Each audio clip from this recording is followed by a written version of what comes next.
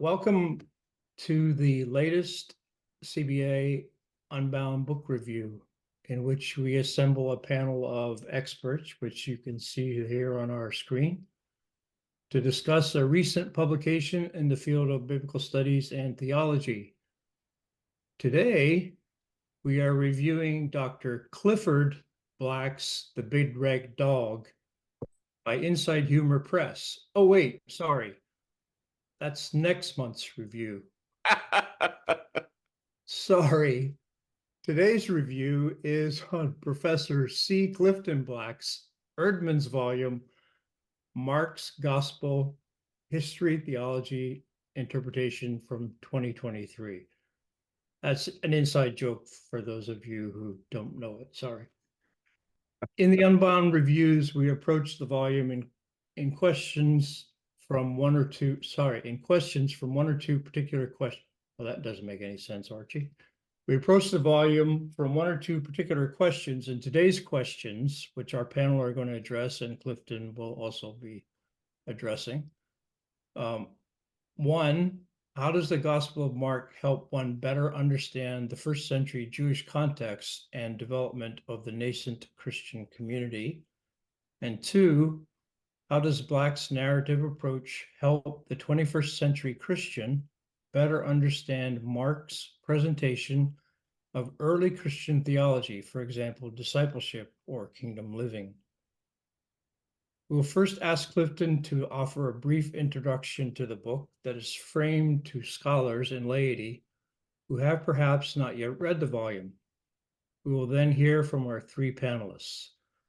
Clifton will be given the opportunity then to respond to the comments of the panel, and then we will open the discussion after a brief break to the questions from the audience. First, let me introduce our esteemed panel. Unfortunately, one of our panelists, Suzanne Henderson, was unable to join us due to unforeseen circumstances at her position. First, Dr. Elizabeth Shively is Professor of Christian Scriptures at Truett Seminary at Baylor University. Previously, Elizabeth taught New Testament at the University of St. Andrews in Scotland. Go Scotland. I'm from there, so. As a trained musician, Elizabeth's career pivoted after taking a summer Greek course, which strengthened a desire to serve the church. Maybe you could talk a little bit about that. That sounds really interesting. Now, Elizabeth is co-creator and editor of the blog website Jesus in Mind and the accompanying monograph series Jesus in Mind, Cognitive Disciplines and Ancient Narrative and Dialogue. Sounds really interesting. Published with Brill and Bonn University Press. Our second panelist, Dr. Christopher Skinner, is Professor of New Testament and Early Christianity at Loyola University in Chicago. Chris received his PhD at Catholic University of America, and Chris is a scholar of New Testament and Christian origins, working at the intersection of narratology, narrative criticism, and historical criticism. He has authored or edited 9 books and published nearly 30 peer-reviewed articles and book chapters. His research explores literary and historical questions in the narratives about Jesus, both within and outside the New Testament. He has written extensively about narrative critical issues as well as characterizations in the Gospel of Mark and John. He has also written about the scholarly reception of the Gospel of Thomas and New Testament ethics. Our third panelist, Dr. Cara Lyons-Pardue, is the Professor of New Testament and the co-director of the Margaret Stevenson Center for Women's Studies at Point Loma Nazarene University. Cara earned her PhD in Biblical Studies from Princeton Theological Seminary and an MDiv from Nazarene Theological Seminary. Cara's research interests in the Gospels, particularly Mark and women in Scripture, resulted in her 2020 book, Gospel Women in the Long Ending of Mark by T.N.T. Clark. She contributed a commentary on Paul's letter to Philemon in the New Beacon Bible commentary on Ephesians, Colossians, and Philemon. And I will ask you three I know some of you have a latest book in Mark, so if you want to mention that in your opening comments, that would be great. But we now turn to our guest and author. Professor Clifton Black is the Otto A. Piper Professor of Biblical Theology at Princeton Theological Seminary. He earned his MA in theology from the University of Bristol, his MDiv from Emory University, and his PhD from Duke University. While his research interests concentrate in the New Testament Gospels, particularly in Mark, he publishes in many fields, including biblical theology, New Testament rhetoric, and history of biblical interpretation. He is the author, editor, and collaborating author of 20 books and has published more than 200 essays, articles, and reviews. So Clifton, I turn it over to you to introduce your volume to our audience. Thank you. Thank you all. And thank you, Archie. Good morning or afternoon or evening to you all. I begin by expressing my thanks to Professor Archie Wright, Executive Director of the Catholic Biblical Association, and to Professor Joshua Scott, the coordinator of CBA events, for their uncommonly kind invitation to review my book, Mark's Gospel, by this electronic medium. I also thank my colleagues and friends, Professors Carol Lyons Purdue, Professor Elizabeth Shively, Professor Christopher Skinner, for their gracious acceptance of Archie's invitation to participate in this event. And I thank all of you who have registered to participate in this Unbound review, who will overhear others and, I hope, have a chance to raise your own comments and questions. This is a terribly busy season for all. That you are present for today's event during Holy Week of all times is a compliment of which I am unworthy, but appreciate nonetheless. I have little to say about my collection of essays published last year. I am deeply indebted to William B. Erdmans for publishing the book at all.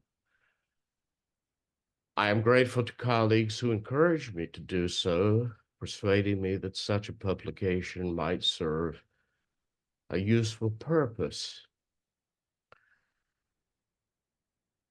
An anticipatory apology may be in order. The basis for one of this book's chapters was drafted, I believe, in 1983. The book's latest essays were published last year. Across 40 years, it's hard for me to remember what I wrote, far less what I might have been thinking when I wrote it. So Professors Shively, Skinner, and Lyons Purdue enjoy a distinct advantage. In an odd way, they're now more familiar with these essays, their strengths and their flaws, than I. In our time together, I do not intend to defend the indefensible. All of my interlocutors are distinguished, recognized expert in this field. They have their own points of view to which I need to pay attention and, as the occasion demands, to reconsider things I once asserted that cannot withstand their scrutiny. My hope for this session is together we might all learn from one another how better to understand the gospel according to Mark. And if my work can provide a stimulus for further study, deeper reflection, and better appreciation of this biblical book, I shall be gratified. A final comment. After 4 decades, I confess that I love Mark's gospel even more than when I first began studying it. It is a deceptively simple book whose insights and mysteries I don't pretend to have fathomed. Mark is endlessly fascinating for students, pastors, professional scholars. I tried to construct my own book in a way that would offer something of interest to an audience so wide ranging. And quite frankly, I hope to build a book that might induce readers to fall in love with Mark and to be challenged by its testimony, such that they would return to it and continue to read and reread it. And that, more than anything else, is my hope for this conversation's outcome. Again, I thank you all for what you will do to make that happen.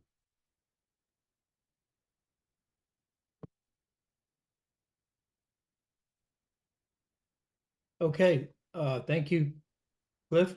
Our first panelist to share will be Elizabeth Shively. Elizabeth, thank you.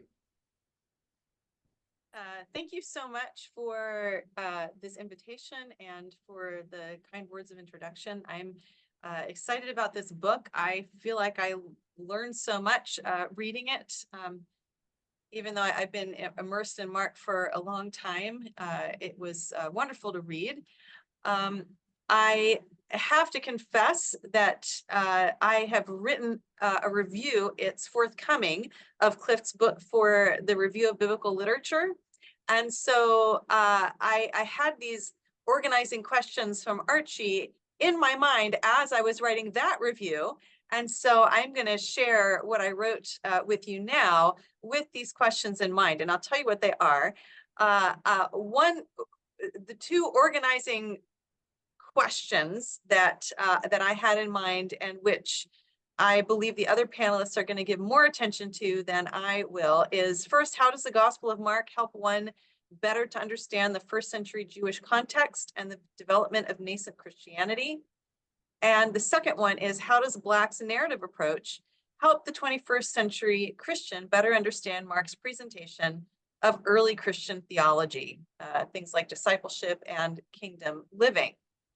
So one goal of this review is to give you a sense of the shape of Clift's book. The essays are carefully arranged in a certain trajectory. You can certainly pick and choose and jump around and read one essay or another that you find fascinating, but there is a certain shape to the book. The other goal I have in my allotted time right now is to provide a foundation in Black's work for answering those two key questions that I read for you. So here we go. And I hope to give a sense of the book for those who haven't read it. Okay. So the book is collected essays that covers Clift's career-long fascination with and love for the Gospel of Mark.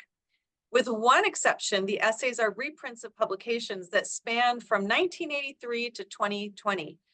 Without exception, the essays are virtuosic. They expertly and creatively perform aspects of Markan research, from textual to historical to compositional to theological to homiletical issues. And there you can see that trajectory I mentioned. The book's introduction sets out a short commentary on Mark's Gospel, which is a reprint of Mark in the New Interpreter's Bible, one-volume commentary. And this commentary showcases Black's intimate knowledge of the second gospel and sets the stage for the remaining chapters. The analysis in this commentary is marked by a close reading of the text that shows Black's historical and literary sensibilities, and it features intratextual and intertextual connections. And so even within this commentary, we can see the fodder for answering those two key questions that Archie has posed. The remaining contents of the book are arranged in three parts: historical studies, the first 6 chapters, theological studies, chapters 7 to 15, and homiletical studies, chapters 16 to 17. Within these parts, the essays are grouped to follow a certain logic. And so in what follows, I want to describe the key contributions of each essay and indicate also the original date of writing. That was really helpful for me to know so that I could contextualize what Clift is arguing in each essay. And then Clift's original essay for the book speaks about where Markan research has been and where it's going. So I found that really helpful to, even though the book has a certain logic, to think about when Clift was writing, because it fueled certain questions I have about, well, how would he engage this question that's been proposed since? Okay, so the first 2 chapters of the book's historical studies section address introductory matters. In chapter 1, which is called "Was Mark a Roman Gospel?" This was written in 1993. Black performs a historical and literary study. So there again, we see the joining of historical and literary questions to cautiously conclude that Mark's Roman provenance is, quote, if not proven, then at least not improbable, end of quote. Then in chapter 2, which is called "The Second Evangelist, Authorship and Apostolicity," which was written in 1997, Black explores the emergence of Mark as a patristic personality. And he maps a circular process in which the patristic attribution to Mark's gospel shaped the church's understanding of the gospel as apostolic, and the contours of the gospel shaped the patristic understanding of its author. The next 4 chapters of the historical studies section address methodological issues. So we've moved on from historical questions then to methodological issues. Chapters 3 and 4 focus on redaction criticism, where Black first marked Markan scholarship. In chapter 3, called "The Quest of the Mark the Redactor, Why Has It Been Pursued and What Has It Taught Us?" written in 1988, Black evaluates the longevity of redaction criticism and presses for an eclectic interpretation of Mark that intertwines, quote, historical, social, theological, and literary contexts, end of quote. The 4th chapter is called "30 Years On, Mark's Disciples and Markan Redaction." And this is an afterword of the 2nd edition of his book, The Disciples According to Mark, so written in 2012. And I found it very interesting to see both of these essays, one written in 1998, one written in 2012, with each other.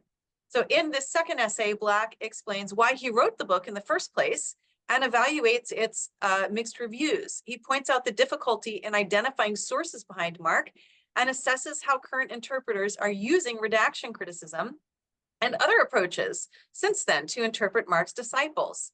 Black also ponders the extent to which his mind has changed since he first wrote the book. He retains his original conclusion that, quote, strict editorial criticism of Mark's gospel has failed and continues to fail because, he says, most of our socio-historical or literary theological analysis remains grounded in theoretical construction, end of quote. He suggests instead that, quote, other metaphors for our work would better serve us than the strictly scientific, end of quote. And this is what, this is not in the, I hope you see I'm putting my own comments into this review that I'm reading to you, but this is what I've been turning around what I'm about to say over and over in my mind, that I found really the most helpful thing in reading this, this collection of essays is this: that Black calls biblical scholars to be more like jurists and musicians than scientists, recognizing the type of thing which and the world in which we are working. So then in chapter 5, in the very next chapter, which is called "A Servant of Surprise, Jewel Interpreted," Black shows how Donald Jewell has answered that call to be more like jurists and musicians and scientists through his exegetical musicianship as an interpreter of Mark. Black notes that understanding Jules' theocentrism and literariness are essential for understanding his scholarship. Jules' constant refrains are, quote, that Jesus was threatening and that God's kingdom was dangerous, end of quote. Moreover, Jules' commitment to interpreting Mark's use of scripture in view of Jewish exegetical practices challenges today's interpreters to undergird any use of modern literary criticism with the same commitment. Again, that commitment to view Jewish exegetical practices, to view Mark's use of scripture in view of Jewish exegetical practices. And that answers the first question, or contributes to answering the first question that Archie has posed. In chapter 6, Mark and Studies Whence and Whither, this is the new essay written for the book. Black offers a valuable assessment of the state of Markan scholarship. He first identifies 3 topics that have occupied Markan scholarship over the last 3 decades, which are genre, memory and orality, and Mark's sociopolitical world.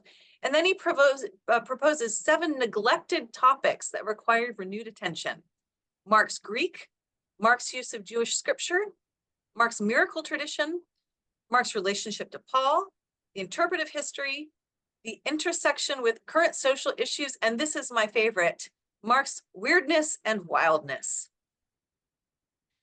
The next group of essays in the book's theological studies section show that for Black, Mark's theology is tied to its literariness. Chapter 7, A Conspectus of Markan Theology, written in 2015, shows Black's insistence that reading Mark as a narrative whole is the key to understanding its theology. And he concludes that Mark is, quote, Christianity's earliest theological historian who does not simply tell a story about Jesus. He creates conditions under which readers may experience the peculiarity of God's good news, end of quote. And that, I think, helps us to think about that second question that Archie posed about the relationship between or how we understand the historical context of Mark. Chapter 8, Mark as Historian of God's Kingdom, written in 2009, shows how Mark, the earliest Christian historian, narratively communicates not only events, but also their meaning. Chapter 9 is called This Face is Familiar, I Just Can't Place It, written in 2005. And in this, Black builds on Jules' work to trace the lines of Mark's elusive gospel by analyzing a triptych he discerns as an interwoven interpretive piece. And this triptych is Jesus's baptism, the transfiguration, and Jesus's death. God's voice sounds in the first 2 passages, but not in the last, leading Black to conclude that, quote, God's self-concealing revelation is the primary element in Mark's presentation of suffering discipleship and its Christological corollary, end of quote. Black develops this conclusion in chapter 10, which is called Does Suffering Possess Educational Value in Mark's Gospel, written in 2007, by interpreting another triptych. And this is Mark 5, 21 to 24, and 35 to 45, which is the story of Jairus and the bleeding woman, and 14, 32 to 42. And he concludes that suffering in Mark has epistemic rather than educational value. And it shows us, quote, what disciples learn is how to learn, end of quote. Black then highlights Mark's theology by comparing it to other New Testament writings in chapters 11 and 12. Chapter 11 is called Mark, John's Photographic Negative, end of quote, written in 2018. And in it, Black argues that Mark and John function theologically as canonical complements, joining what he calls tensive, insoluble elements of the Christian confession. And this is because John, he says, this is a quote, presents the darker areas lighter, and Mark, the lighter areas darker, end of quote. In chapter 12, Christ Crucified in Paul and Mark, 1996, Black compares 1 Corinthians 1:18 to 2:16 and Mark 15:16 to 41. And he finds in these passages, quote, the entree into 2 of the New Testament's most profound expositions of the word of the cross, end of quote. He finds areas of theological convergence and complementarity and advises reading Paul and Mark in canonical counterbalance. The next 2 chapters cover Mark's theological view of history. In chapter 13, Insight als Earthsight, Mark and Creation Theology, written in 2014. Black shows through a close reading that, quote, a theology of creation inheres in Mark's apocalyptic outlook, end of quote. He ties creation to apocalypse with the idea that Jesus as Son of Man, quote, begins the reclamation of God's creation from chaos, sin, and diabolical corruption, end of quote. Then in chapter 14, an oration at Olivet, written in 2013, Black interprets the Olivet Discourse as a rich rhetorical event that gives an unadulterated dose of apocalyptic pastoral care. I love that, end of quote. In chapter 15, I don't know if I'm pronouncing this right, the Kijé effect, revenants in the Mark and Passion narrative in 2020, Black performs an exercise in compositional criticism to show how Mark's Passion narrative has, quote, interlaced memories of the gospel's previous chapters that wander in and out of the listener's ear to remind us, often subliminally, of what has gone before, end of quote. After demonstrating 16 textual echoes, Black remarks that, quote, if only 50% of my exegesis were accepted, the listeners of Mark 14 to 16 would demonstrably remain in the hands of a master storyteller, end of quote. Black then shows that Mark's construction of the Passion narrative is unique when compared to ways ancient historians constructed their subjects' deaths. Black concludes with a nod to Jewel that, quote, Mark continues to surprise us as a stylist of considerable ability, end of quote. Chapter 16, Priming the Pump, Exegetical Studies for Preachers, displays Black's career-long commitment to the church through a collection of 20 entries for Working Preacher, which is Luther Seminary's homiletical website. The refrain throughout is that Mark's gospel is itself a parable through which, quote, the good news teases and offends, perplexes and provokes in the same way that Jesus does by action and deed, end of quote. Black presses pastors and scholars not to try to save Mark from its mystery and danger, and shows how these qualities are relevant today. Following on the heels of the sermon notes in the last essay, chapter 17, Ministry in Mystery, One Evangelist's Vision, written in 1991, Black discusses the challenges of moving from the ancient world to today's world. And he suggests that Mark's mysterious apocalyptic features may be what is most applicable today because they teach us not to retreat from reality, but to redefine and re-enter it with new eyes. That was a whistle-stop tour, but I hope it should be clear by now that the book's breadth of coverage and depth of insight make it a valuable resource for scholars and pastors who not only wish to grasp the key elements of Markan scholarship, but also to watch a skilled interpreter at work. The essays show the profound influence of Donald Jewell. Black is a creative interpreter who prefers to embrace Mark's mysterious nature and to resist making it familiar. But nevertheless, Black demonstrates how the gospel's storied character is key for making that mysteriousness relevant for Christians today. Black's narrative approach winds throughout the essays. By taking the evangelist as a master storyteller and reading the gospel as whole cloth, Black effectively illuminates ways that Mark reflects and shapes early Christian history through a narrative theology. This approach and its generative readings pose a challenge to recent trends, and I would love to hear Clifton on this and the other panelists as well. But I feel like this whole book challenges recent trends among Markan scholars who see the second gospel as an uneven, unconnected patchwork of episodes or as an unfinished collection of notes. While Black appreciates historical questions, he recognizes that they lead to probable answers at best.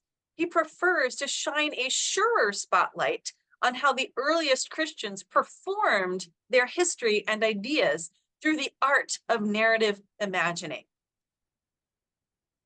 Clift is himself a master theologian, storyteller, and churchman, no doubt under Mark's decades-long apprenticeship. Thank you. Thank you, Elizabeth. That was quite a whistle-stop tour. This is great. You really raised some really good points that I'm sure are going to lead to a great discussion. Thank you. Our next panelist, Chris Skinner. We look forward to your comments. Chris, thank you. Thanks. And thanks so much to Elizabeth for being so comprehensive. That means I don't have to be, and I wasn't planning to be. So it's a great way to set the table. I did one of these previously. Last April, we covered Dr. Sherry Brown's book, and I was able to give a review of the whole book because it was much shorter than this one. So thanks, Elizabeth, for setting the table there. What I hope I can do here is point out in the context of my comments, just the overall usefulness of this book in so many different ways. This is the type of book I feel like I could give to my doctoral students, the sort of book I could also give to people who are entering the pulpit. Hopefully I will address very specifically the second question we were asked to deliberate upon at the end. But hopefully you'll hear in my comments some reflections on those throughout. So I want to start by saying how thrilled I am to be here with everybody. I'm really thankful to be a part of this stellar lineup. I've really gained a great deal from the work of my co-presenters over the years, and I've long admired Professor Black's work. And I'm looking forward to the conversation and hoping that it can be generative and helpful for everyone today.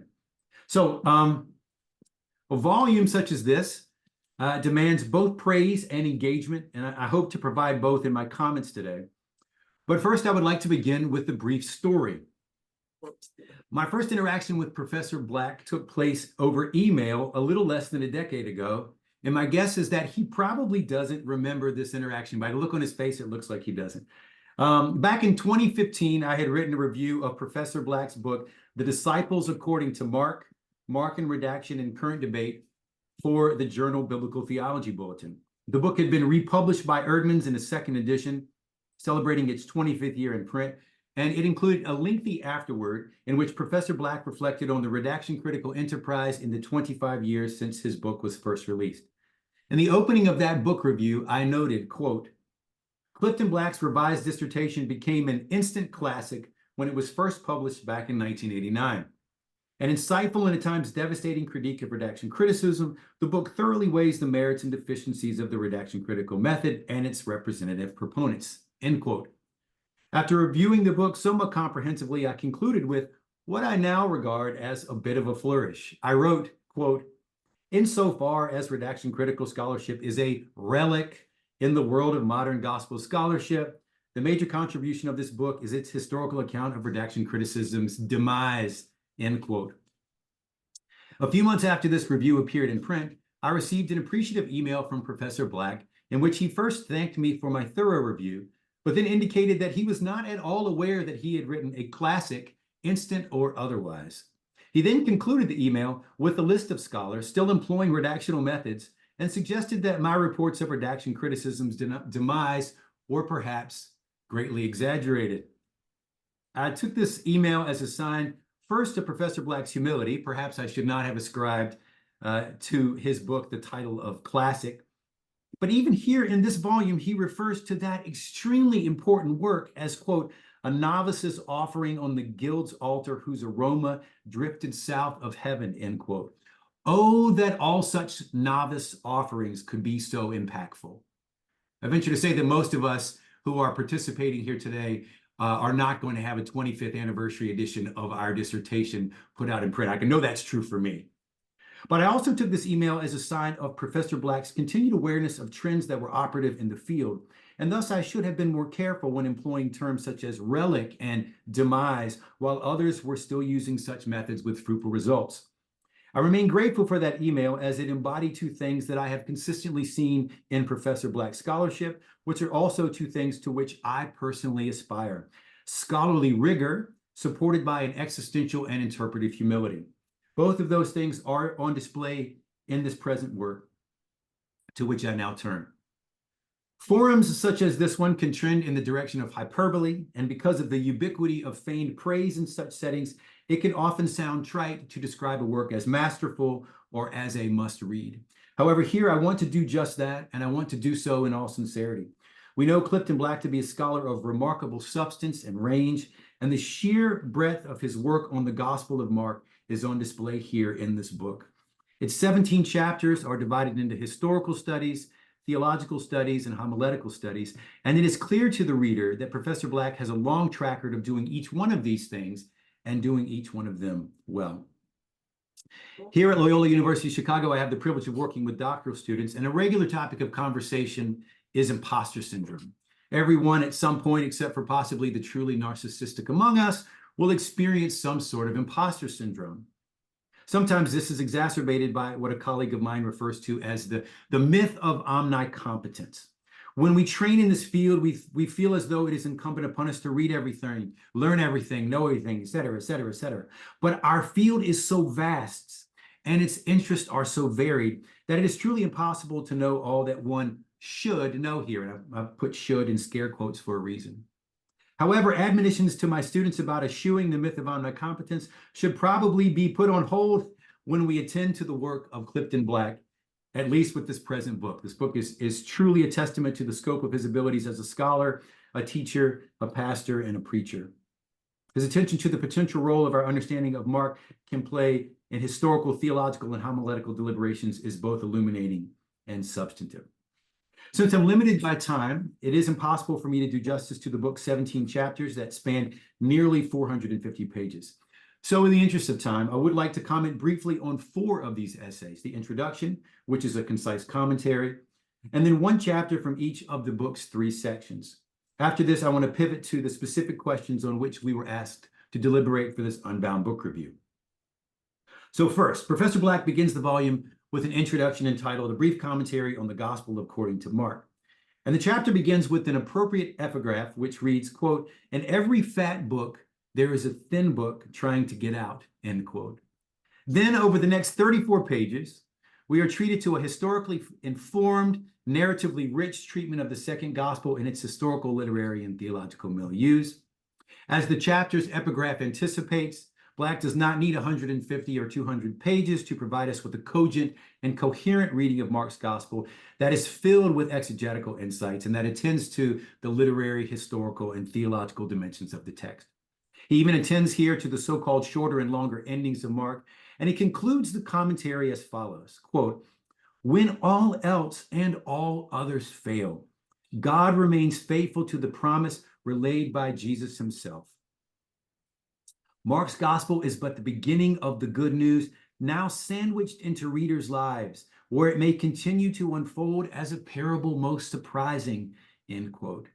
As does Mark himself, Professor Black points us to the central roles of God and mystery in the story that Mark tells and in the story of our own lives. This is, to my mind, a most helpful way to begin this monograph. As we make our way into the first major section of the book, Historical Studies, we find 6 chapters devoted to critical questions within Markan scholarship. Things like, is Mark's gospel a Roman gospel? And studies devoted to thinking about the evangelist, the Markan redactor, and the future of Markan scholarship.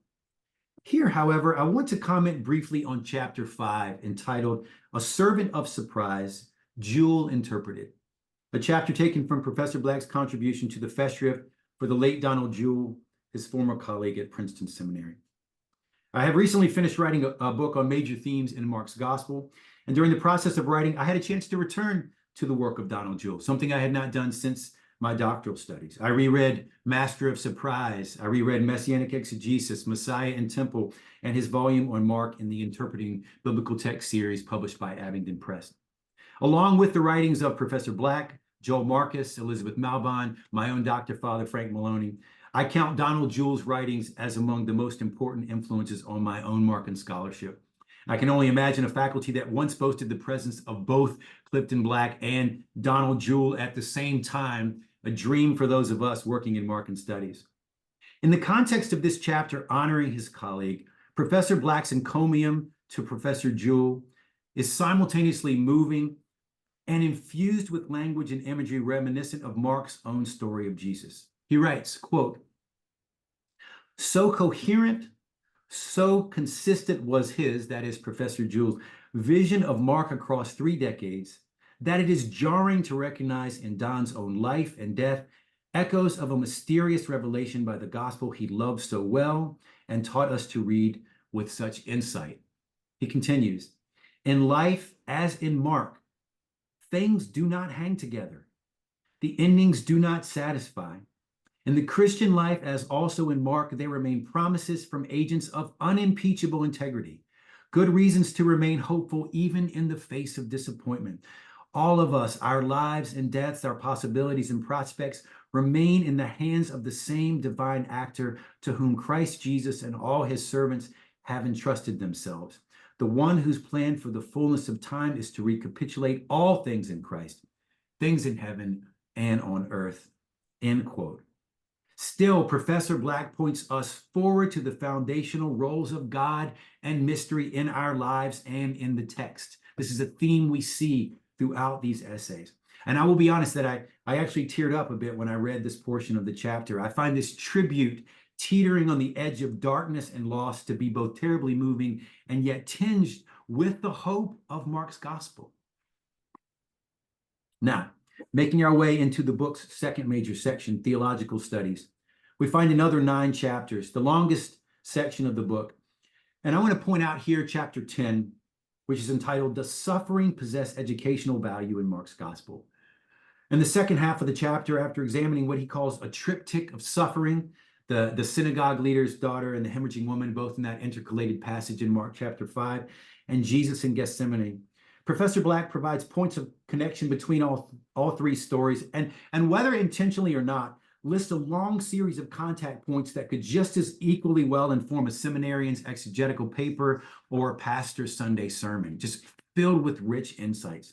This chapter in particular draws together the very best of the historical, literary, theological, and pastoral work that is taking place in this volume. And I commend it to those who are here today and who have yet to read this book, especially as we come out of this season of suffering, when we think about what happened during COVID and all the concomitant impacts from that. The role of suffering in the Christian life is a central topic, and there's much to be gained, I think, from this essay. I wish I could say more. Finally, making our way into the book's third section, Homiletical Studies, we find 2 chapters spanning 56 pages. These chapters represent preaching reflections from a man who, in his own words, has, quote, been an ordained clergyman for almost 45 years, longer than my employment as a professional scholar, end quote. I want to shine a light on chapter 16, which is entitled Priming the Pump, Exegetical Studies for Preachers. This chapter consists of a series of contributions from the site Working Preacher. And here, Professor Black notes that preaching is often a thankless task, while also emphasizing the importance and value of solid resources that can be used by a multitude of preachers week in and week out. He notes that while scholars might spend hours and hours and hours and days and weeks and months writing articles and monographs that maybe a dozen people will read, usually in my case, fewer than a dozen people would read, such resources can truly be difficult to find, these ones that are going to speak to great many more people. And I speak as one with nearly a decade of experience preaching weekly. Between 2001 and 2009, while I was in the middle of completing my doctoral studies at the Catholic University of America, I was also on the full-time pastoral staff of a church in Baltimore, Maryland. One of my weekly responsibilities was preaching, once on Wednesday evenings and once on Sunday evenings. And one of the real tasks, especially for a congregation that knew a great deal about the Bible, which my church did, was providing messages that were timely, substantive, and rooted in the text. They wanted to hear the text and they wanted to hear about the text, but they also wanted you to connect these texts to their everyday lives. Drift away from their day-to-day concerns too much into the minutia of day-to-day life in the ancient Mediterranean, and you run the risk of losing your audience. Drift away from the text too much, and you end up risking a loss of much more. I cannot tell you the number of times a parishioner approached me with the Greek New Testament after a sermon to point out something that I failed to note in my sermon, that I apparently failed to note in my sermon. In short, as he notes, preaching can often be a thankless task, and it can be a delicate balance. And the studies represented in this chapter are reflective of that awareness. The insights here are both faithful to the text and immediately usable by the preacher. In his précis to these various exegetical studies for preachers, Black discusses the Markan year in the lectionary with words of encouragement for preachers and words of praise for Mark's gospel. Quote, when you reach the end of this year of Mark, perhaps you'll find that this gospel remains indispensable for the church's heritage, worthy of its embrace, and incumbent on preachers to preach, end quote. Those of us who work in Markan studies are well aware of how Mark was neglected over the centuries in favor of the more preferred Gospels of Matthew and John. And even now, where Mark occupies a more prominent space in New Testament studies, such an encouragement may still be necessary for some. Professor Black follows this word of encouragement about the year of Mark by providing 4 reasons that demonstrate Mark's importance for those of us who would endeavor to preach. 1, no gospel is more intensely concentrated than Mark on the crucified heart of Christian faith. 2, no gospel draws us more deeply into the mystery of Jesus Christ and the kingdom he proclaimed. There it is again. The thread of mystery weaves its way throughout Mark and throughout this book on Mark. 3, no gospel is more radically countercultural than Mark, be it Mark's culture or our own. And 4, no gospel balances more exquisitely the cost of discipleship, the disciples' tendency to fail, and God's determination to make all things right. To all of these, I offer my own hearty amen and amen. Having pointed out some highlights of Professor Black's book, I want to turn now very quickly to the questions that we were assigned to deliberate upon when we were invited to participate in this forum. And since my time is running out, I would like to spend some time thinking specifically about question number 2. How does Professor Black's narrative approach help the 21st century Christian better understand Mark's presentation of early Christian theology, discipleship, kingdom living, etc.? I believe I've already alluded to this at various turns in my presentation, but perhaps more can be said. The historical, narrative, theological, and pastoral work that Clifton Black displays in this volume does at least 3 things of benefit for the contemporary church and for the life of faith as I see it. First, in his engagement with the story of Mark, Professor Black demonstrates that the Christian life is not simple, it's not tidy, it is not easy to understand. As he said in a portion that I quoted earlier, the endings do not always satisfy. The things do not always hold together, but the hope of the gospel remains. 2, in his treatment of disciples and discipleship, Professor Black points to the failure of the disciples, something those of us who attempt to follow Christ are well aware of. In the words of the hymn, we know that we are prone to wander, prone to leave the God we love. And yet, as above, hope remains for fallen and failing disciples as well. Third and finally, in his reflection on the resurrection that closes this book, Professor Black points out how the Savior goes ahead of us. And again, this is reason for hope. So I close today with the words of hope with which he closes this book. Quote, "The one who was crucified has been raised and goes before us to Galilee and to Kenosha and to San Diego and to Johannesburg and to Hong Kong. We may trail in prayerful praise or in stunned silence, but we go with the promise that Christ is already there. He's waiting for us." Thank you. Thank you, Chris. You two have also raised some very interesting points for our discussion and look forward to it. Our next panelist, Caroline Pardue. Sorry. Why that are was- you sorry? My dog's barking, sorry. Oh, I didn't even hear it. Oh. Kara, appreciate it and look forward to your discussion. Thank you. Thank you.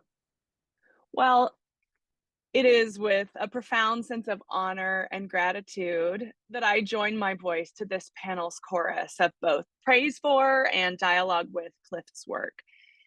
Admittedly, this gratitude is accompanied by a deep conviction that things must be very topsy-turvy indeed for me to be on this side of the review table, so to speak, as one evaluating my own Dr. Fata's work. And so to be fully self-disclosing, I should say that a more faithful student of Clift's might have found and read most of these pieces written by her doctoral advisor in their variously published forms prior to their collection here. But there were only actually a handful of these that I had encountered before they were gathered in this volume. Yet, student of Clift's teaching during my doctoral coursework, a beneficiary of his keen critical eye throughout the dissertation process, and an ever delighted reader of his clever writing, which I saw up close and personally as I helped him as an assistant in later stages of his commentary, this collected volume looks like Clift, sounds like Clift, and is from the Clift I've known for the better part of 2 decades. And so I'm so grateful. In fact, you asked us to mention, I'm working on a commentary on Mark's Gospel that's going to be for the Erdman's new series, Commentaries for Christian Formation. And even as I'm doing so, many students can recognize this feeling. I think, my idea, my voice, or is it just because I'm so deeply digested Clift's voice that I'm saying this? The commentary will be better for it either way. And so I'll proceed with that. You will not find an uninvested reader here of Clift's work. So my initial observations are in service of the first question with which we were tasked today, the insights that Mark's gospel gives us into the first century Jewish context and the development of what we have come to call Christianity. In this section, I'll be a bit more piecemeal. The first observation is fairly sweeping. The sources that Black marshals to treat Mark's gospel illustrate this generous and interwoven use of primary sources, thoroughgoing, a set of one must investigate to really understand Mark well. We have a generous dousing of Septuagintal texts, Philo and Josephus, among other Jewish authors, Quintilian, Plutarch, Suetonius, and all the way through many patristic interpreters. Not only do readers benefit from Black's demonstrable erudition, that's something we might notice, but we see also something true about the world in which Jesus lived and the gospel circulated, in which Judaism does not remain distinct. It could not remain distinct from the cultures in which it was immersed. Sometimes when we oversimplify Jew versus Gentile, as casual readers tend to do, we envisage a world in which ideas were somehow more distilled or existed in more pure forms than are our own today. And I think this volume illustrates just the large web of interconnectedness that is part of this question. This next one is more narrow, although it wouldn't have to be, in exploring the connections between crucifixion and its depiction in both Mark and Paul. And I didn't note which chapter this was, so well, we're going to have to move on from that. Black reminds us repeatedly of immersion in a Jewish apocalyptic backdrop, but we see this crop up in other chapters as well. Thus, the theological, Christological, soteriological questions that arise from discussing Jesus's crucifixion in Mark, a topic with which Mark and contributors are rightly concerned, and I think this might expand to other gospels, as well as as Paul's letters. These questions that seem so very Christian cannot be divorced from the rich wellspring of textual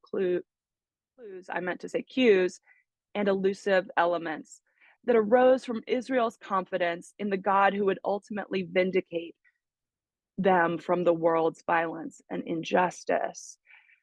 These apocalyptic elements undergird the theological convictions that Clift again and again brings out throughout his readings across the chapters. I think from there, because I haven't afforded myself enough time, maybe we can come back to this. I want to return to the portrait of Roman Christianity that includes the deeply Jewish nature of the Jewish population. Obviously, they would be Jewish, of the Jewish population in Rome. But I think I'm going to move into the next question. And in asking the question of how Black's narrative approach helps interpreters today understand Mark's presentation of early Christian theology, discipleship in terms of kingdom living, I look first and foremost to Clift as a model of faithful curiosity. Throughout this collection, which indeed reflects a larger publishing output, there's ample evidence Clift's willingness to be delighted by or curious about details that are strange, surprising, provocative within the narrative. This openness makes possible the repeated encounters with the text,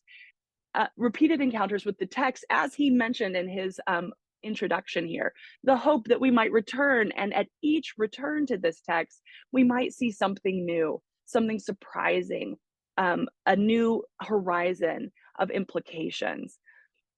And so instead of carving out hard and fast stances on a set list of interpretive positions, Clift seems to continually allow himself more angles in on the narrative, observing new things.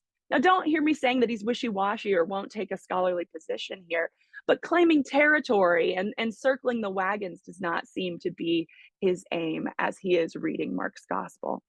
It seems to me that biblical scholarship has the tendency to box itself into solving questions given a particular set of conditions, hermeneutical lenses, method, a narrowed question, so that each pericope or chapter can be almost depleted from this set perspective once its insights have been harvested. But Clift's approach finds new paths through at every turn. And so, for example, should have noted what chapter this is. It's in around page 226 if you want to get there.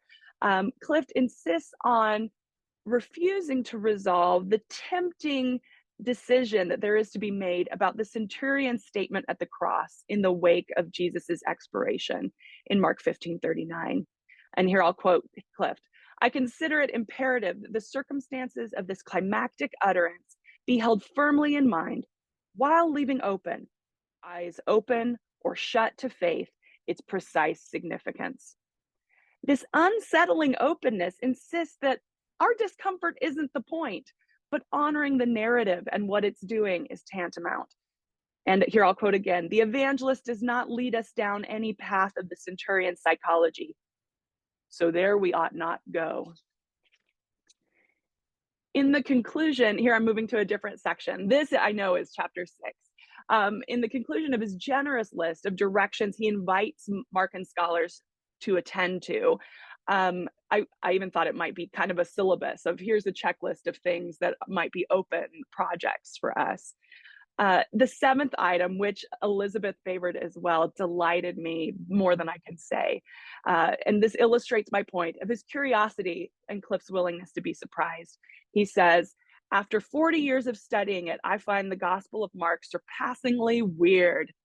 He also uses the phrase irresistibly enigmatic to describe Mark's gospel. And it made me think this past Sunday at church, an associate pastor on Palm Sunday, this pastor has a dry sense of humor that I think you'd appreciate, Clift, actually. And he likes to admit when he has questions from the pulpit. And he was preaching on Mark, which is dangerous to do with someone like me in the audience. And yet, he, rather than trying to solve every biblical text that the lectionary throws at him, he instead seized upon this very weirdness you're talking about in the triumphal entry passage. He pointed out that more than half of it is invested in procuring Jesus's ground transportation, end quote. What an odd fixation to have, right? As if I came to this conference and told you which routes I took to get here, which was the 94 West and the 5 North. Thank you very much, to use Californian terms. What an odd fixation when hosannas are right on the horizon. And yet Mark is willing to spend time talking about Jesus's plan, his instructions, and where they find this donkey and what they say when there's objection. And so I loved hearing that from a pulpit. It illustrates your point, Clift, that we need to be surprised by what these passages are doing. Black also surprises us and delights. And here, since I'm being effusive, I'm going to read this quote. This comes in that same chapter, chapter 6. I'm reading from the bottom of page 139. "For 2 millennia, Christians have heard Mark as a story about Jesus, though very few of them have read Suetonius and wouldn't recognize Xenophon if he were raised from the dead and kissed them on the lips. Then there's a footnote that says, so ghoulish that I regret having mentioned it." I laughed out loud. There are plenty of these nuggets or Easter eggs, as the kids like to call them, if we are willing to read through the notes and pay attention to to Black's willingness to meet Mark at his very weirdness and delight us as well. The flip side of delight, however, is an openness to shock or revulsion at scriptural language that seems grotesque or dangerously reckless. And so here, the sayings on stumbling that come at the end of Mark chapter 9, to which Black attends in one of his latter chapters. I have a citation from page 403. That ostensibly seem to approve of self-mutilation from Jesus's mouth must be parabolic, says Black. But they serve a purpose for both pulpit and pew. And here I'll quote Clifton again. These are stark remarks, intended to grab us by the scruff of the neck and shake us to our senses of the grim consequences that disciples invite when they abuse one another or anyone else. End quote. Indeed, Black goes there and critiques the numb solemnity of so much of contemporary preaching, noting the exception of African American church traditions, and sees the value of taking Jesus's ugly words seriously, if not literally, and the value that might have for shocking us into greater awareness. The next stop that I have, and there's no way I'm getting to all of them. This is distressing right now. The next stop I have, though, is in service of the question about how Black's approach helps us understand Markan theology. This borders on self-indulgent because it has been one of my most useful inheritances from my doctor father. Teaching. Chapter 11 on the usefulness of comparing Mark and John, not only as opponents in a fight over high versus low Christology, designations I find ongoingly insufficient to capture what the Gospels or any New Testament book for that matter is doing, but instead seeing these Gospels as inversely illuminating who Jesus is. The comparison with photographs and their negatives struck me as apt when I encountered it in Dr. Black's teaching. And I have continuously appropriated it and almost certainly added my emphasis over the years and find it useful for teaching my own bewildered undergraduate students, as well as times when I'm invited to train pastors. The essay is rife with one-liners like the ones I've mentioned before. He dubs John's portrayal of Jesus heavily monological, which I just so right. He also references interpreter's sighs when Jesus seems to be done with the farewell discourse and yet then continues for quite a bit longer. But as Clift reads each gospel well and in side-by-side comparison, he not only heightens and digs into the contrasts that we might otherwise miss because they are deeply embedded into the narrative flow of each respective gospel. For instance, discussing the transfiguration, which is Mark's window onto the kingdom of God come in power, Clift says, in John, the legend of the transfiguration would be redundant. It's Jesus from start to finish is the true light of the world. So true. And so he doesn't refrain from noting intersection points. The Son of Man, for instance, is a titular insistence of this thing that we proclaim, the Word became flesh. The conclusion he reaches, and here I've reached my time without actually concluding, but let me finish discussing this chapter that's been so beneficial for me in my teaching. It provides a good mantra for those of us whose vocation finds us holding the hands of some reluctant amateur interpreters. Clift says, let John be John, let Mark be Mark. Reading the one while simultaneously sensitive to the other's rejoinder develops a portrait of the gospel neither bleached nor blackened, but properly exposed. Being asked in an academic setting to notice the ostensibly contrasting visions of Jesus between these two gospels, rather than to engage in this knee-jerk harmonization that is rampant both in church and in much of our printed literature. That this can be bewildering to let John be John and let Mark be Mark. But I have found in the classroom or church-based setting of teaching that this photographic analogy rings true of what's happening here. They are indeed, and students like this might push it farther than where Clift wants to go.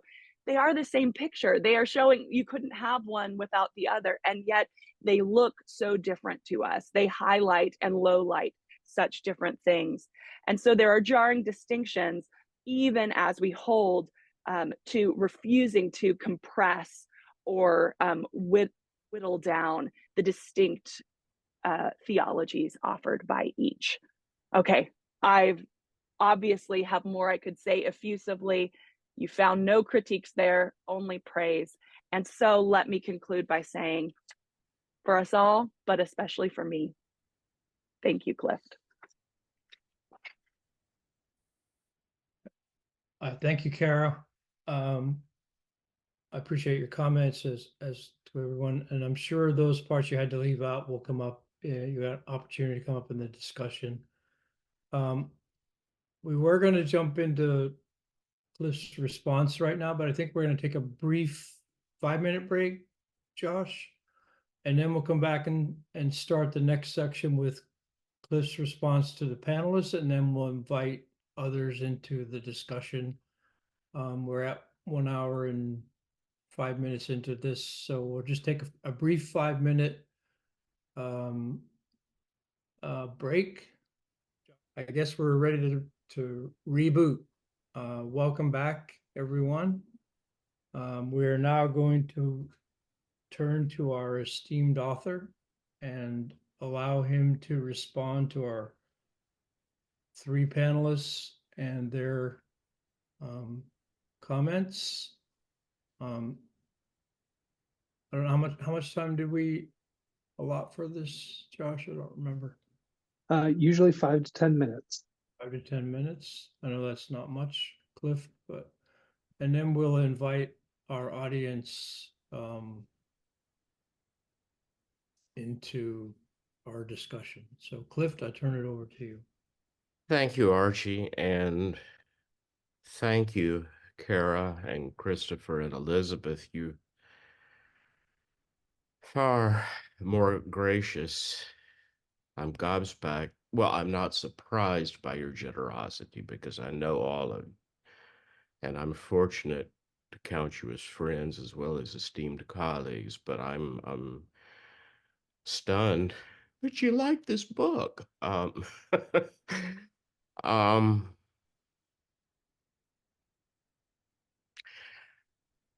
a few things occur to me to say, and I'll do my best, Archie, to keep them brief because we want to open the conversation up to others, back to our esteemed panelists and to others who have been listening in.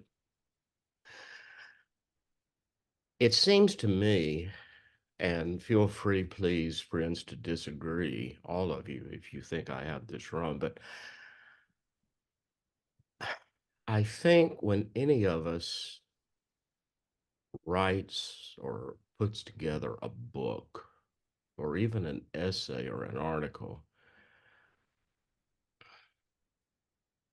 well, I'll speak for myself. I think it's less important for me that the reader agree with me. It's more important for me to try to write in such a way, will someone understand what I'm driving at? Mhm. Have I made myself clear? Does the reader understand it, whether they agree or disagree with it?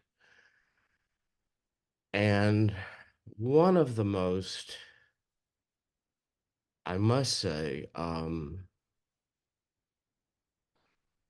I'm really stunned. I'm nearly speechless, which is quite uncharacteristic of me, but you'll love to hear this, that I'm, but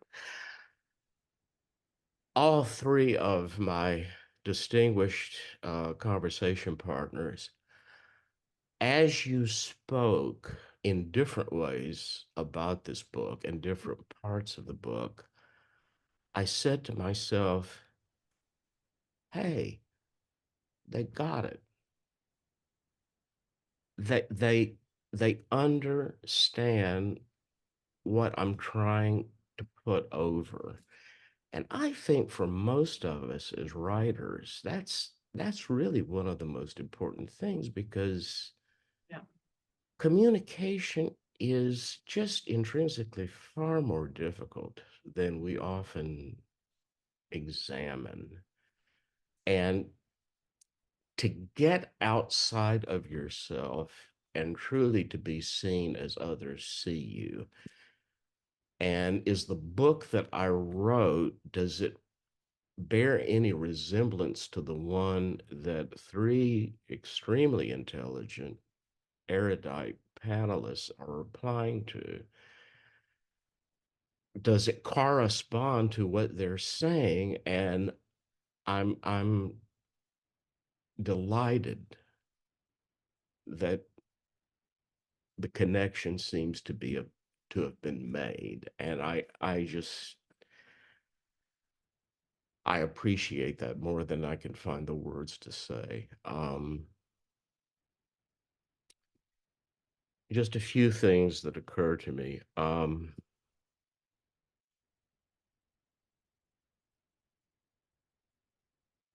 One of the things that I noticed that all of you in different ways seem to circle back on, I think, was what I heard to be your concurrence with my assessment of Mark's irreducible mystery. What I say at one point in my book, it's weirdness. And I don't mean that in a pejorative way. I mean, just, it's such a strange book. And I've talked with other Markan scholars who in very early stages of their career, they hitched their wagons to the study of Mark and gave years of their lives to preparing dissertations on Mark because one or another passage simply gobsmacked them. They were just so puzzled. I could give you an examples, but I'd prefer that the people would be anonymous, but you would recognize the names, I assure you. And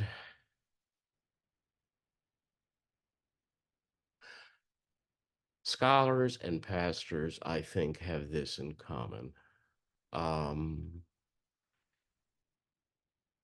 To some degree, like our colleagues in the medical profession, we want to be fixers. We want to smooth out the rough edges, fill in the gaps. I suppose sometimes out of a fear that we'll be caught ignorant. Well, there's different kinds of ignorance. There's incorrigible ignorance, uneducated and unwilling to be educated ignorance that none of us as educators or as pastors want to traffic in, and we want the people with whom we work, we want them to be better informed. We don't want them to traffic in ignorance of the incorrigible kind. I mean, I'm referring here now to those people that I know, I'm sure you have your own candidates, who are almost proud of their stupidity. And as McGranny Hill used to say, there ain't no cure for stupid,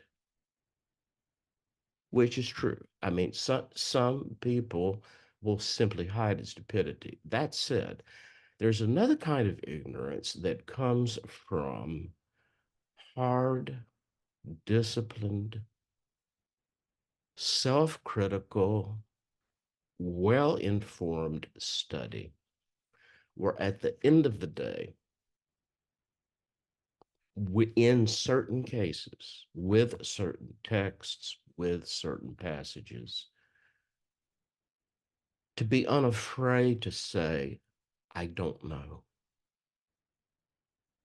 I don't know. And probably, well, not probably, certainly the person in my life who taught me that and the legitimacy of that under those conditions, scholarly, a truly scholarly confession of ignorance that defies our present understanding. The teacher who taught me that was my own Dr. Fodder, Moody Smith, when I was at Duke. I can't tell you how many times in classes and seminars that I took with him that a question would be posed to him. He would look up to the ceiling, think thoughtfully, and say, I don't know. And then would begin to talk, and it turned out that his filigrees on ignorance turned out to be more profound than I or any of us around the table were thinking. That, I think, gave me the confidence that I certainly needed in the classroom to say, I don't know. The first time I went into a classroom, I'll share a story with you, but I think my colleagues, probably all of us, and you know, it may be true for pastors too. First time I entered a classroom solo to teach Introduction to the New Testament would have been either the fall or the spring of 1984.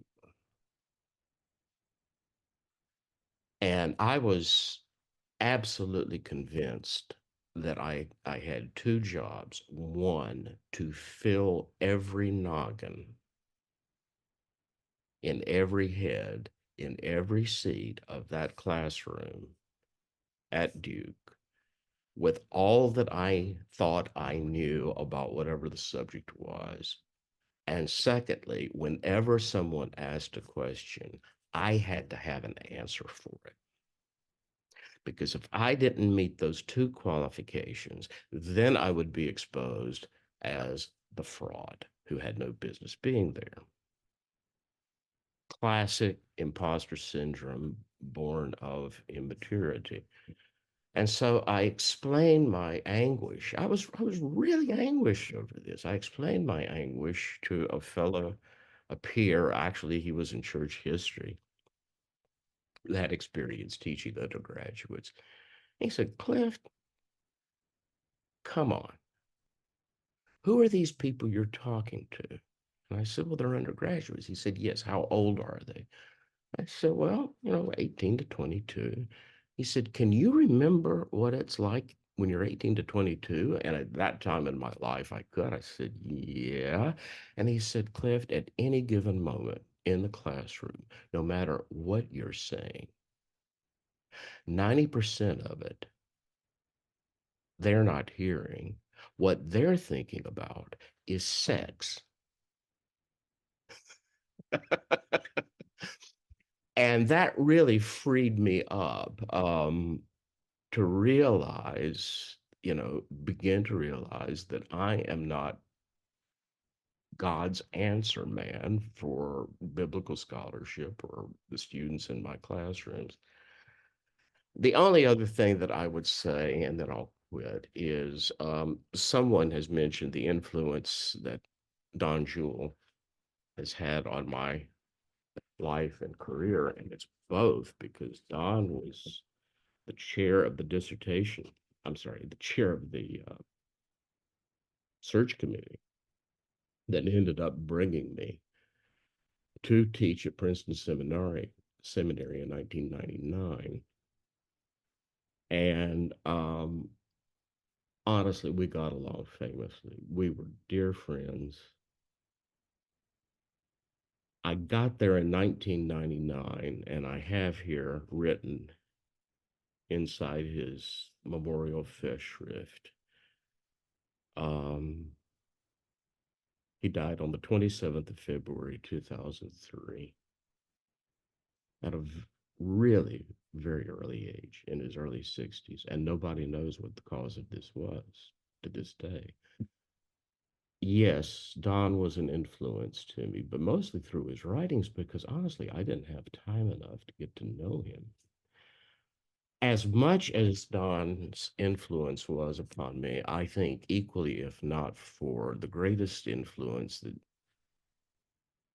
has been exerted upon me that I think is pertinent to today's conversation is Leander Keck, who just left us. He died in January of this year, and I've been crafting a memorial tribute for him to be delivered to a scholarly organization next week. And one of the things that Lee Keck taught me that I've tried to communicate to students and in my writings, and I hope I never forget, really two things. If you think you know when you open the Bible, if you think you know what the text is saying, if you've already determined its meaning, you're already off on the wrong footing because all you're going to find is yourself. It's the trap of narcissism that you already know what the text is saying, and so therefore there's no reason to study it.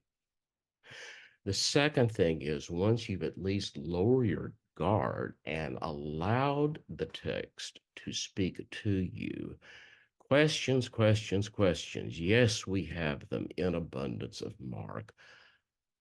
What's more important, Lee taught me, was let the book question you. And that's true for all of Scripture, for all of the Bible, is we're finally not the ultimate questioners. The ultimate questions that are being posed are those in the text that we're trying to interpret. And let them reframe our questions or rethink what we thought we were asking about. Those are things that I tried to communicate in the book, and it sounds like Elizabeth and Kara and Christopher, some of that came across. I hope so, because they're very important to me, both as a scholar and as a pastor. And I think with that, Archie, I've probably overrun my time, but I really do want to thank all of you for your too generous and gracious remarks that have helped me to understand myself a little better. Thank you, Cliff. Really appreciate your candid comments there. I think we want to just give a brief opportunity for the panelists to make comments. I think is there a couple of comments in the chat, Josh? We received one really good question. Yes. Give the opportunity to the panelists just to, if they want to comment on Cliff's responses.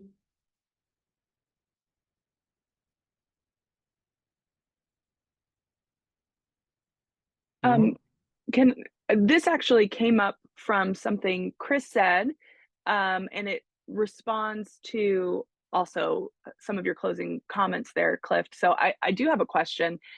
So where I'm taking up from Chris's comments is this omnicompetence, or the idea that we need to be, masters of everything, or Cliff, to go with what you were just talking about, on the one hand, the idea that you're able to see more clearly what has been kind of the product of your scholarly work over the years in hearing it reflected back, but also that you want to recognize and have a position of interpretive humility. That said, how did you, this also connects with what Elizabeth said, of seeing these questions play out over the years and the conversations you're having. Was this intentional? Did you have these set questions? Or is this you following your interests and being invested in Mark and scholarship, and so it just turns out that there is an agenda to your work? How do you respond to the unique characteristic of Mark in so many different ways, in different modes, different portions of the text over the years? Was it programmatic? or accidental? Or would you like to describe that? And it doesn't have to be a lengthy description. I would say, Kara, to the best of my ability to reconstruct, I think it was happenstance. I think it was accident. I can't ever remember having an overarching career agenda, for heaven's sakes. Just making it to the end of a week is about the best I can do. All of us, depending upon the size of a product or a project, whether it be a book, a commentary, an essay, a sermon, we've got a goal for that particular project. And then you juggle in your mind, well, how, even if I don't exactly know where I'm going to come out, what's my plan to try to get there? Well, for each discrete part of the book, yeah, there was some deliberation. But it's really interesting to hear you and Elizabeth say things like, well, this issue shows up in 2010, and it's actually a question that's referring back to something in 1996, and I had no idea. I mean, until you pointed out to me. The other thing to be said is, and I haven't done a breakdown of this book, but I would say, what would I say? I would say maybe 50% of the chapters of the book, maybe 60% were commissioned.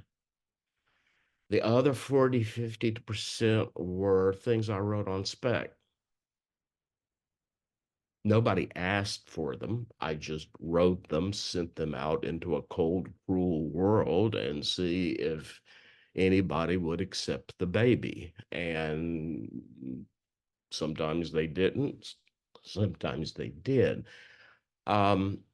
Sometimes in those cases where I was assigned a topic, then yes, that's going to shape what I'm up to. But as far as having an overarching career plan, heavens to Betsy. No, no, well, I'll give you a quick funny story. When I proposed my dissertation topic to Moody Smith, who was a Johannine specialist, by the way, he was kind enough to supervise a Markin dissertation, but I went to Duke to study with Moody, so I wanted his direction. I'm not sure Moody really understood what I was doing. Well, that's not quite fair. I would never minimize intelligence. He got it. He understood what I was doing. I'm not sure he was quite clear on why I was doing it and why I would invest so much time in it. But he gave me my head, led me through it, helped me to improve, sharpen, get through the process. After I had defended and had graduated, he then invited me for the first time to the faculty club at Duke and said, well, now that you've got that off your chest, as though to say, okay, I hung in there with you on this. Now, here's a possibility for you to consider, and which I heard as, here's the dissertation that if we had been in a German setting, is the one I would have assigned you to do, which turned out to be a monograph that was my second book. He said, would you be interested, now that you've finished this other thing, would you be interested in writing this? Well, just starting out, being untenured, Where's the contract? Where do I sign? Far from having this overarching plan of, well, now I've got step A done and now I move to step B. My life has been, that's an example of how my life, I guess, as a scholar, has been for me, to the degree I am aware, a series of happy accidents. It's only when I talk with folks like you who are able to see patterns or threads to some degree I'm aware of them, but to a large degree I'm not. Did that help, Karen? Or did that just Absolutely. And it's a bit reassuring to those of us who are in the midst of trying to discern which direction to go. I don't want to make this all about the job of biblical scholarship, though. So I'm happy to turn it over to some of the text-based questions we've got coming in. I should also add very quickly that having been teaching in a Calvinist institution for 25 years, the true Calvinists would say there are no accidents. It's all providence, right? I'm a Wesleyan, and who am I to argue?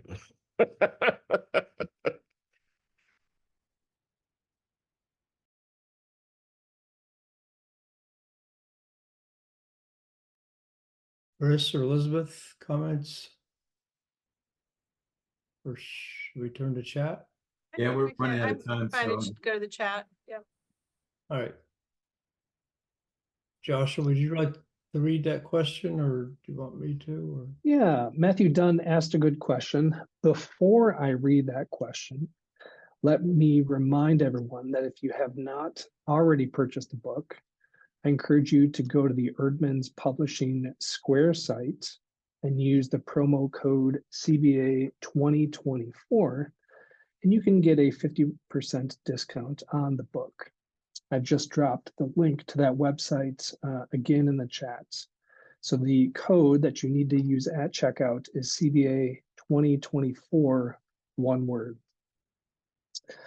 And at that point, may I just interrupt, Joshua? I thank Erdman's for their generosity in making that discount possible. Yes, they're an excellent partner. Matthew Dunn asked a short question, but of great importance. He says, Mark opens his good news by asserting Jesus is the Son of God, Mark 1:1. But much of his gospel seems focused on presenting a human Jesus. How does Mark actually demonstrate this good news that Jesus is God's Son? And related, how does he mean it?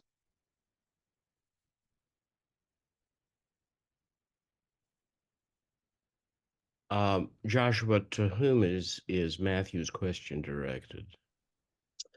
I believe it's open-ended, but I would suspect it's towards you. But I would invite, if the other panelists would like to contribute as well, they're welcome to. So once more, give it to me again, please, just to make sure that I'm clear on what I'm trying to answer.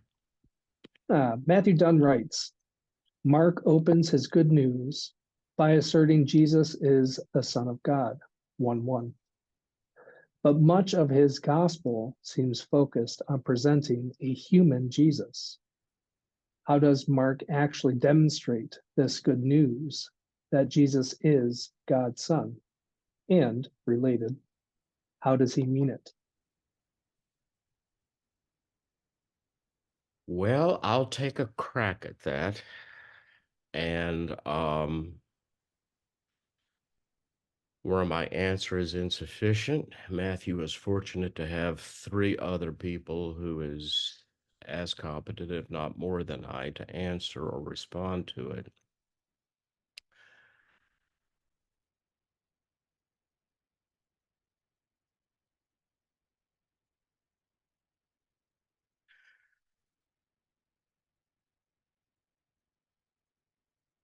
The place in Mark's gospel, and in fact, it is the only place in Mark's gospel where a human being, not a person who is under the possession of demonic spirits who recognize their enemy when they see him. But the only place in Mark's gospel where a human being states, truly, this is God's son, is the centurion after Jesus' death by crucifixion in 1539. And as one of my panelists has pointed out, I think that is a very ambiguous comment in Mark. The centurion could be speaking as sarcastically as so many others at the crucifixion are speaking. That said, the reader of Mark's gospel knows that is true and has known it from the get-go, from the very beginning. At the very moment where Jesus has not only suffered what ultimately comes to us all, death, but death by the most excruciating, heinous, unspeakable manner, tortuous manner that human overlords were able to concoct and execute in the first century. It is at that moment when he is at his most human, tortured by his own grief in Gethsemane, literally tortured by execution and dying,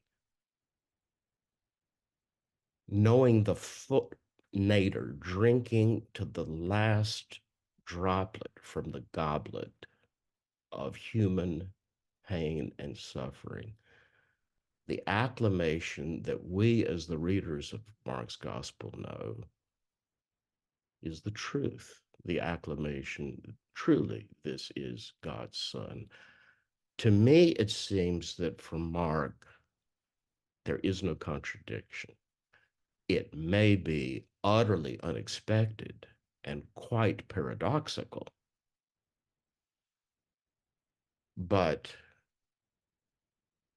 the centurion doesn't say, boy, what a man that was.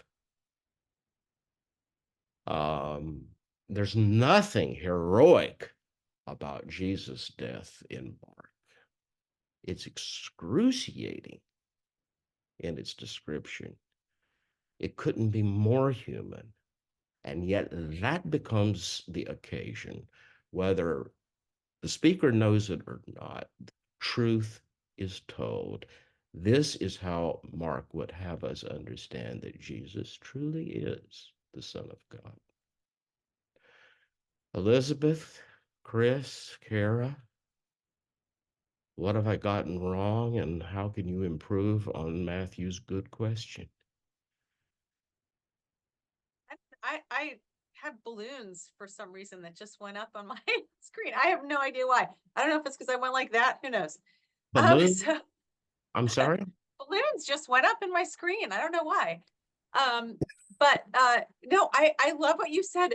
But I think that that actually the way that Cliff, you have just operated in your work helps to get at this question: how does Mark actually demonstrate this good news? And that is narratively, and that you need the whole gospel to see it. And so Mark says it at the beginning, in the very first verse, and actually the NA 29 is going to take the brackets off of that phrase. So we're all going to have to deal with it as exegetes, right? And so Mark in the prologue is giving us, the readers inside information to understand everything that happens later. And so he says Jesus is the Messiah, the Son of God, according to Scripture, right? And then you've got the baptism where you've got the declaration. And then you've got this question, who is Jesus, that everybody's asking, but we already know it. And then just in case we've forgotten, we have the transfiguration where you've got the divine voice again saying, this is my son, now listen to him. And then, all these questions again. So I think it's that Mark tells us what we need to know. And then that this Jesus is the Son of God according to Scripture. And then he says, and then Jesus of Nazareth came, right? The human Jesus came on the scene. And then he's baptized. So already we've got this like mixture of the human with the divine at the beginning that I think we're supposed to understand. Okay, this very human Jesus is the Son of God, and we need to figure that out. Or maybe it's this mysteriousness that that this kind of clash of ideas, that this human Jesus is the Son of God, that we're supposed to just deal with as we unfold in the gospel. But I think Clift's this idea of we have to have the whole gospel to understand it fully, which I think just permeates Clift's work, is really the key for answering that question. How does Mark actually demonstrate it? Could I follow up quickly on Elizabeth on your comment, because it reminds me of something else that I think is congruent with what you're saying and is important to register. Often as readers of Mark or the other Gospels or even the New Testament,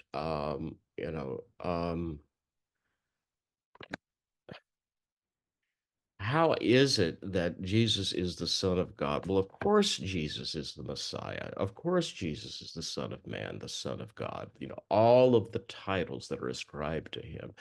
I think one of the important things that Mark is doing in his gospel, in the narrative fashion, Elizabeth, that you underline, is helping us to understand that Messiah, Son of God, Son of Man, they don't define Jesus. Jesus defines them.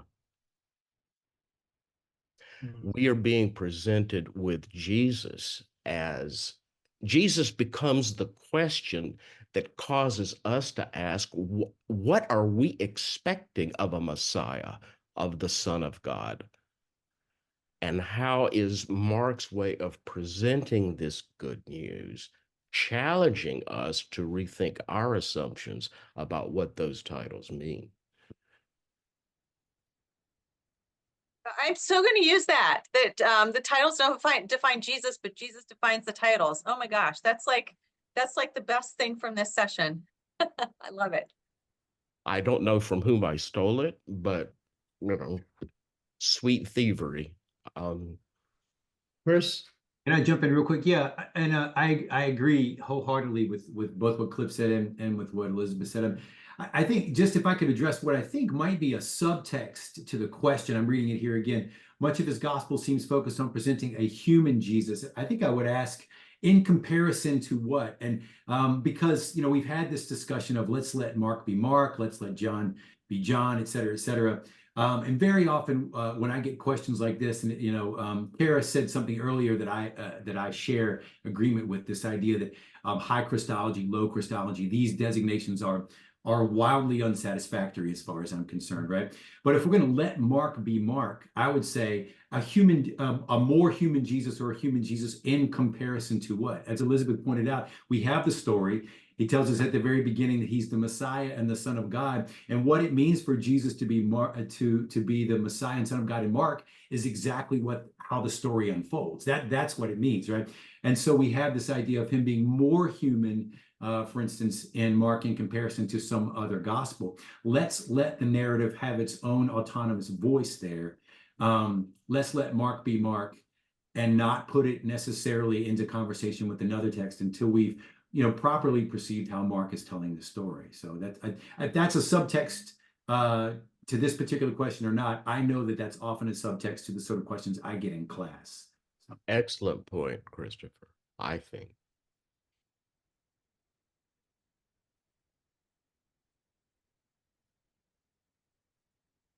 I don't want to take up more time than have any other questions come in that I need to be allowing for? Not at this time. Well, then I might say I would love for us to talk a little bit more about um, what Mark's assuming about his readers, even as he describes Jesus using scriptural allusions that do highlight divine connections there and that give more textual space to what it means to be the very presence of God in our midst, for instance. Those might not have been available to all readers, and yet they are there for those who are familiar with Israel's scriptures. And so I do, and yet at the same time, as I often say to my students, the more you know about that, the more you can see, the more color and texture comes into this story, this narrative. And yet we do have, as has been noted, the voice from heaven that very clearly states God's son. So you don't have to know those, and yet they round out what kind of God are we talking about, which is something we wouldn't get from the centurion. Truly, this is God's son. The question infers, like, how does he mean that? Some of the intertextual allusion in Mark is not just proving, yep, he's God, check, but instead, what sort of God comes along and accompanies his people after passing them by? What sort of God is Jesus making present to the disciples? And so I think that's an interesting way to move that question forward. And if I could just add a footnote to Kara's comment, it just occurred to me as you said it. In a way, at Golgotha, Jesus, the loving Father, this is my son, you are my son, gives up his son at Golgotha. He does what in Genesis 22 he asks of Abraham with Isaac. Finally, the knife is spared. God gives up his son, and the son obediently allows him to do that in the confidence that finally that God, even if he's cloaked, unseen, veiled, that God will not disappoint. That God will keep the promise. And we're in Holy Week, folks. This is where Mark intersects with the life of those of us who are Christians, who are marching toward Good Friday and Easter.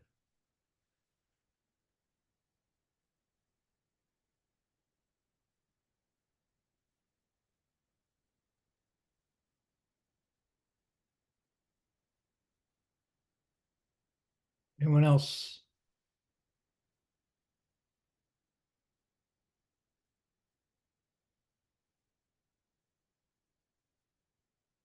Okay, well, I want to thank you all.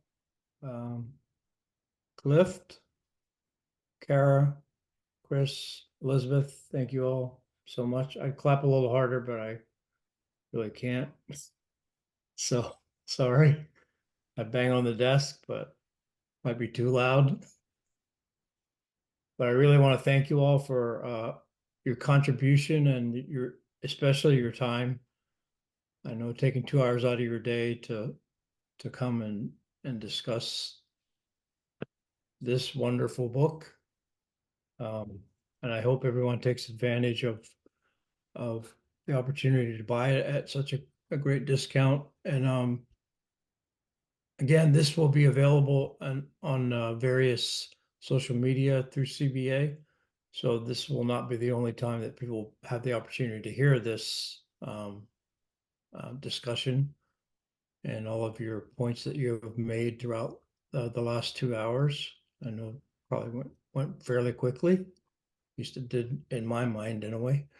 So I really want to thank you all for the time you put into reading the book and putting together your presentations. And for Clifton, I want to thank you especially for writing this book.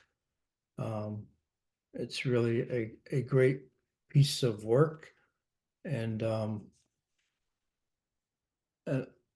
and I know people who haven't read it yet will really enjoy soaking in it and really getting a really good understanding of Mark's gospel.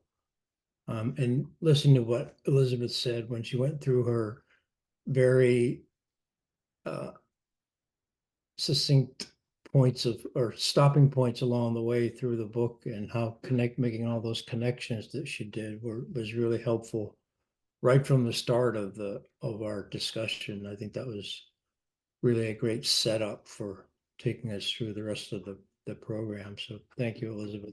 Thank you, Chris and Kara, for your comments. But Clifton, thank you so much for your very candid thoughts and everything, and your very heartfelt discussion that you brought to this too as well. Thank Joshua, you for very all much. your technical assistance and for all the work that you put into these. I want to remind everybody that we have another, sorry, this rolled up the chat thing here a bit. We have another Unbound book review coming up in April. Najid Haddad's Paul and Empire Criticism on Wednesday, April 10th, from 10 to 12 p.m. There is a link there in the chat, but there'll also be announcements coming out on various social media and so forth. So if you have time, please come and take part in that. But again, thank you all. Very much appreciated. And thank you all, for those of you in the audience, for coming and listening. I'm sure you have taken away quite a bit from this. And Clifton, you'll be missed at Princeton, I'm sure, and you'll be missed in the academy, but I'm sure you're not really retiring, that you'll continue to contribute to the academy and to scholarship, we hope. That's very kind of you, Archie. I'm waiting for my brain to turn to mucilage at any moment right now. So I make no promises, but I will do my best with the time that the good Lord still gives me. And he will give you. So thank you so much. Thank you all. Thank you. Bye-bye.